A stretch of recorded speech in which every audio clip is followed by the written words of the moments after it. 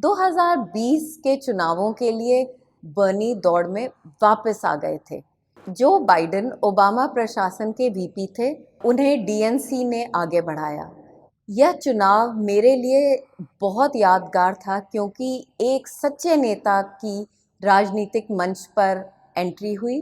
Tulsi Gabbard एक हिंदू भारतीय अमेरिकी महिला, वे अमेरिकी सेना में सेवा दे चुकी हैं और सेनेट में भी आज की तारीख तक काम कर रही हैं।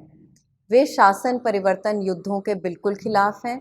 वे चाहती हैं कि अमेरिका उन सैनिकों के जीवन की रक्षा करे जो विदेशी युद्धों में खो गई हैं। वह सरकार से युद्ध के खर्च के लिए खरबों डॉलर को बर्बाद न करने की आग्रह करती हैं। वह चाहती हैं कि सरकार अमेरिकियों पर यह पैसा खर्च करे।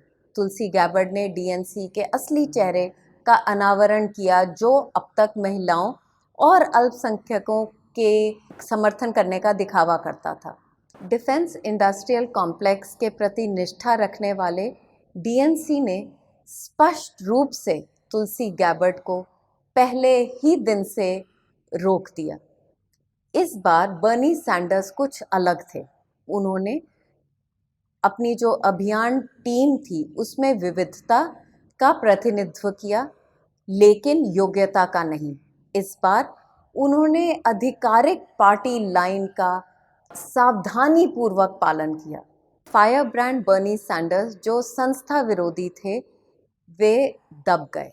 उन्होंने किसी के लिए स्टैंड नहीं लिया। बहादुर मीडिया कर्मी जूलियन असांज हो या उनके सहयोगी तुलसी गैबर्ड हों, जिन्होंने 2016 में पार्टी द्वारा बनी बर्नी सैंडर्स के अनुचित व्यवहार के कारण डीएनसी की कुर्सी से इस्तीफा दे दिया था, या उनके समर्थक हों, और शायद उनके मुख्य अभियान प्रबंधक फैज़ शाकिर के कारण, जो एक पाकिस्तानी अमेरिकी हैं, या शायद इल्हान ओमर या रशीदा तलीब जैसे विवादास्पद सेनेटरों के प्रभाव में उन्होंने कट्टरपंथी इस्लामी तुष्टीकरण का रास्ता चुना। उन्होंने धारा 370 पर पाकिस्तान के साथ स्टैंड लिया। फिर जब कट्टरपंथी इस्लामाबाद और पाकिस्तान बैक्ड आईएसआई ने नई दिल्ली में दंगे भड़काए, तो वे इस्लामावादियों के साथ खड़े हो गए। उन्होंने Islamic society of north America में एक तुष्टीकरण भाषण भी दिया। उनकी एक योजना थी तुष्टीकरण। वे भूल गए कि रेवोल्यूशन तुष्टीकरण से नहीं आता।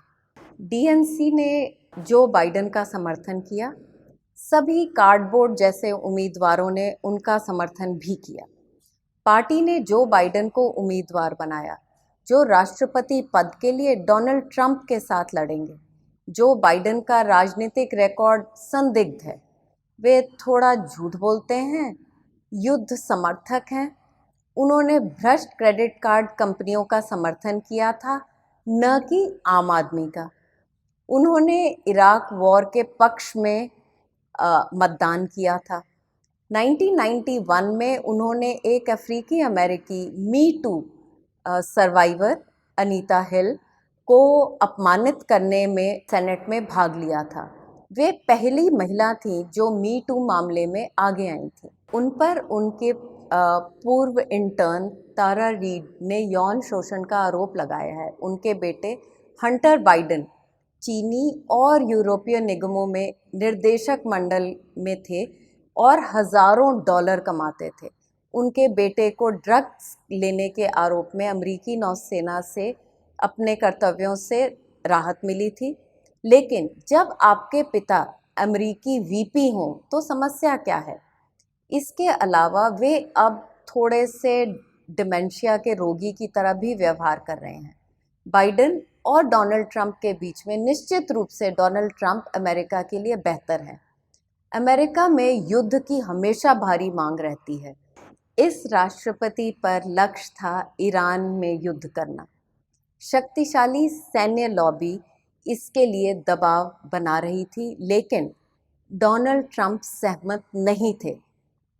बर्नी सैंडर्स जो बाइडेन का समर्थन करते हैं, तब भी जब जो बाइडेन ट्रंप का एक सिमिलर रूप है। श्रमिक वर्ग के प्रति बर्नी की निष्ठा कहाँ है? जो बाइडेन का समर्थन करके बर्नी ने अपने फॉलोअर्स को धोखा दिया है, जिन्होंने समय और धन के साथ उनका समर्थन किया था। जो बाइडेन बर्नी की किसी भी नीति से सहमत नहीं है, लेकिन बर्नी सैंडर्स अपने घुटनों पे आ गए हैं और उम्मीद करते हैं कि उनके फॉलोअर्स भी जो बाइडेन का समर्थन करें। आज जो भी पार्टी जीतती है, उम्मीदवार 1% के प्रति अपनी निष्ठा रखेगा। किसी भी तरह से सरकार केवल अमीर लोगों के लिए काम करेगी। अमेरिकी अपने ढहते हुए बुनियादी ढांचे, महंगी स्वास्थ्य सेवाओं, बढ़ती बेरोजगारी के साथ आगे बढ़ेंगे, जबकि उनके टैक्स डॉलर्स का इस्तेमाल उन ज़मीनों पर युद्ध लड़ने के लिए किया जाएगा जो एक मैप पर एक आम अमेरिकी ढूंढ भी नहीं सकता। भारत में हम सभी के लिए एक सबक है कि हमें राजनीतिक पार्टी फंडिंग सुधारों की दिशा में काम करना है। अगर किसी राजनीतिक दल को बड़े व्यापारी से दान मिलता है तो पार्टी को उसकी मांगों को पूरा करना ही होगा।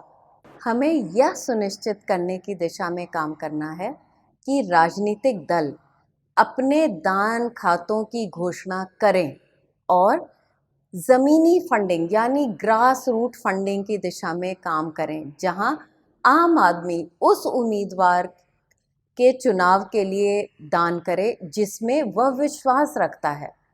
पार्टी खातों को पारदर्शी होना चाहिए, ट्रांसपेरेंसी आनी चाहिए, आधार कार्ड के साथ उसे जोड़ा जाना चाहिए और एक संस्था द्वारा दान की अधिकतम सीमा तय होनी चाहिए। अन्यथा हम इस अमेरिकी लोकतंत्र की तरह हो जाएंगे।